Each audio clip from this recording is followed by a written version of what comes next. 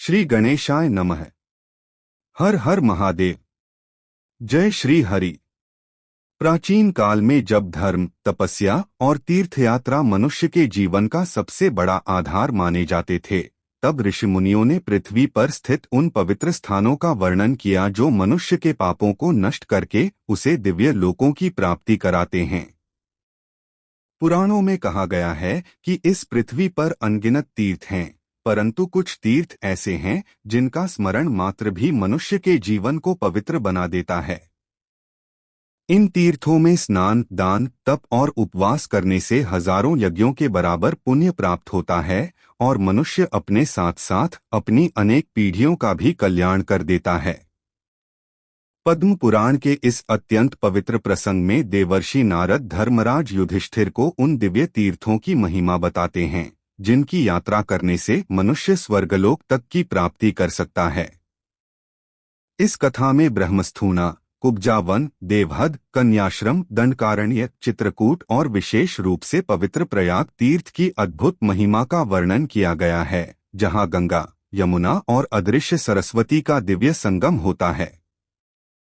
यह केवल तीर्थों का वर्णन नहीं है, बल्कि यह उस आध्यात्मिक मार्ग का संकेत है जिसके द्वारा मनुष्य अपने पापों से मुक्त होकर परम गति प्राप्त कर सकता है।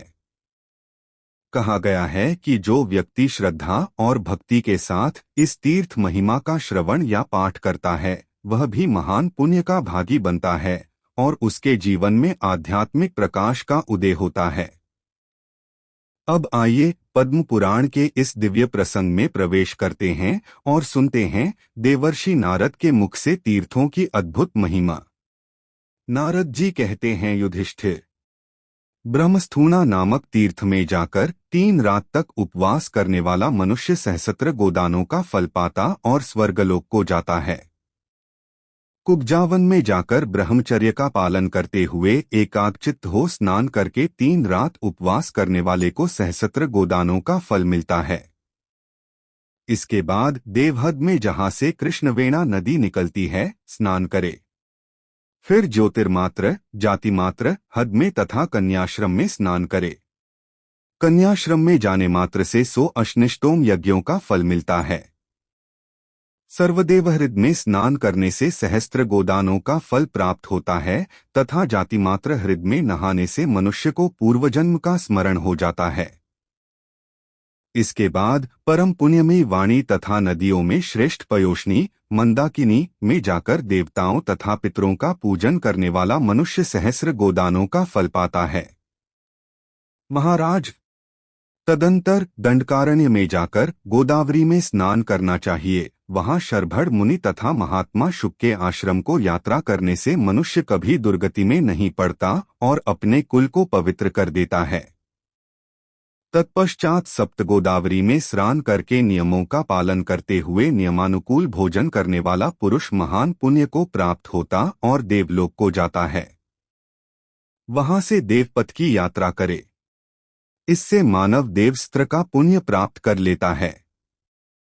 तुर्जकारण्य में जाकर ब्रह्मचर्य का पालन करते हुए जितेंद्रिय भाव से रहे। युधिष्ठिर, तुर्भकारण्य में अवेश करने वाले पुरुष अथवा स्त्री का सारा पाप तत्काल नष्ट हो जाता है। धीर पुरुष को उचित है कि वह नियमों का पालन तथा नियमानुकूल भोजन करते हुए 1 मास तक वहां निवास करे। इससे वह ब्रह्मलोक को जाता और अपने कुल को भी पवित्र कर देता है। मेधावन में जाकर देवताओं और पितरों का तर्पण करना चाहिए। इससे अग्रिष्टोम यज्ञ का फल मिलता तथा स्मरण शक्ति और मेधा की प्राप्ति होती है। वहीं कालझर तीर्थ में जाने से सहस्न गोदानों का फल मिलता है। महाराज, तत्पश्चात पर्वत श्रेष्ठ चित्रकूट पर मंदाकिनी नदी की यात्रा करे। वह सब पापों को दूर करने वाली है। उसमें स्नान करके देवताओं तथा पितरों के पूजन में तत्पर रहने वाला मनुष्य अश्वमेध यज्ञ का फल पाता और परम गति को प्राप्त होता है। वहां से परम उत्तम भरतस्थान नामक तीर्थ में जाना चाहिए। वहां जाने मात्र से ही मनुष्य को सिद्धि प्राप्त होती है। उस तीर्थ की प्रदक्षिणा करके शिवस्थान की यात्रा करनी चाहिए। वहां एक विख्यात कूप है जिसमें चारों समुद्रों का निवास है। वहां स्नान करके उस कूप की प्रदक्षिणा करे। इससे पवित्र हुआ जितात्मा पुरुष परम गति को प्राप्त होता है।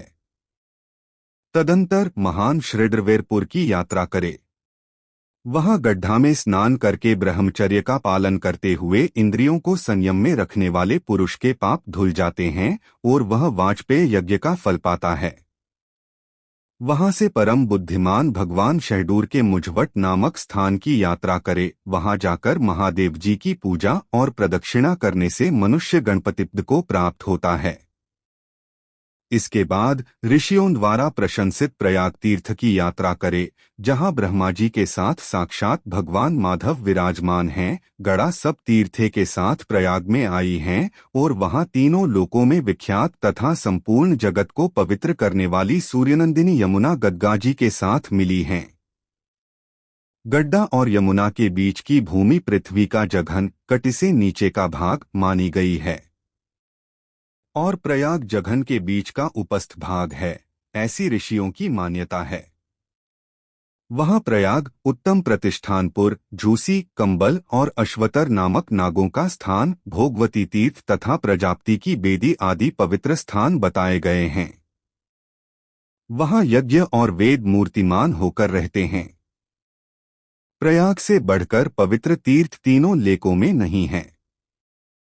प्रयाग अपने प्रभाव के कारण सब तीर्थों से बढ़कर है। प्रयाग तीर्थ के नाम को सुनने, कीर्तन करने तथा उसे मस्तक झुकाने से भी मनुष्य सब पापों से मुक्त हो जाता है।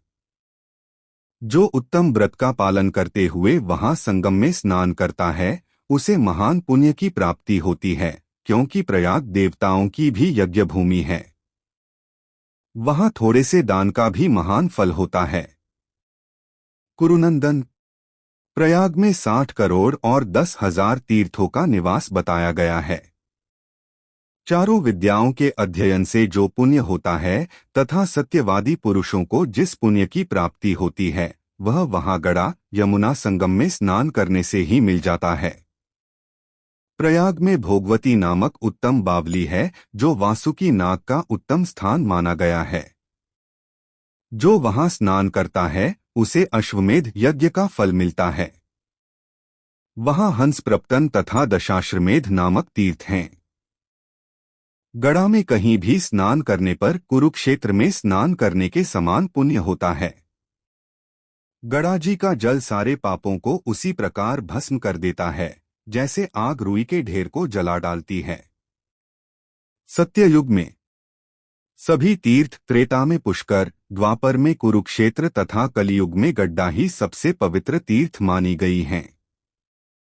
पुष्कर में तपस्या करे, महाल्य में दान दे और भगुतुडर पर उपवास करे तो विशेष पुण्य होता है।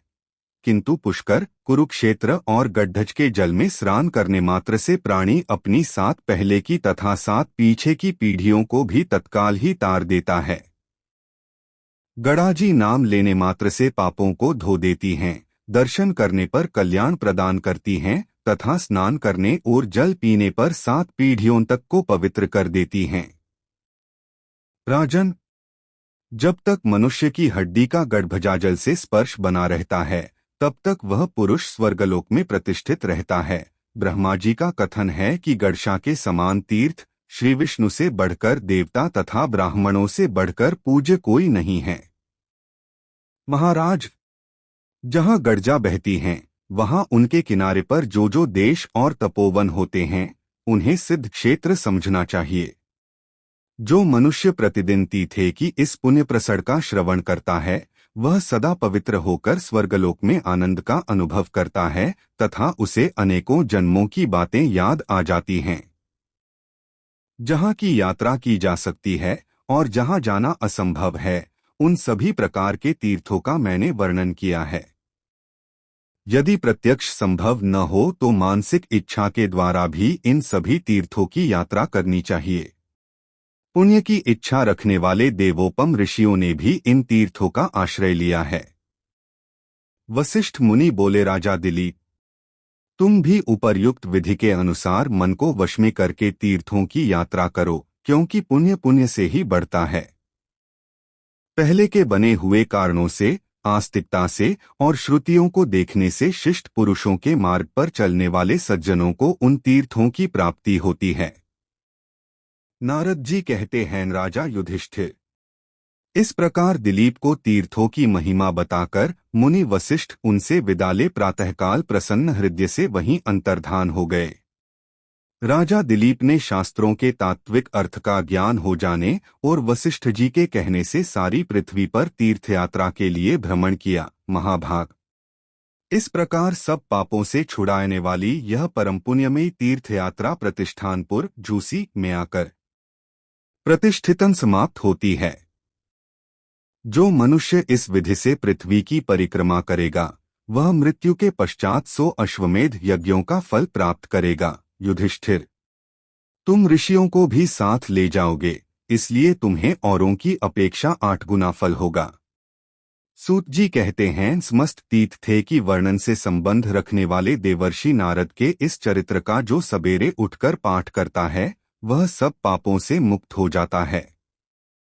नारद जी ने यह भी कहा, राजन, वाल्मीकि, कश्यप, आत्रेय, कौंडिन्य, विश्वामित्र, गौतम, असित, देवल, मार्कंडेय, गालव, भरद्वाज ऋष्य, उद्दालक मुनि, शौनक, पुत्रस्थित महान तपस्वी व्यास, मुनिश्रेष्ठ दुर्वासा और महातपस्वी जाबालीन सभी तपस्वी ऋषियों की तुम प्रतीक्षा करो तथा इन सबको साथ लेकर उपर्युक्त तीर्थों की यात्रा करो। राजा युधिष्ठिर से यों कहकर देवर्षि नारद उनसे विदा ले वहीं अंतर्धान हो गए।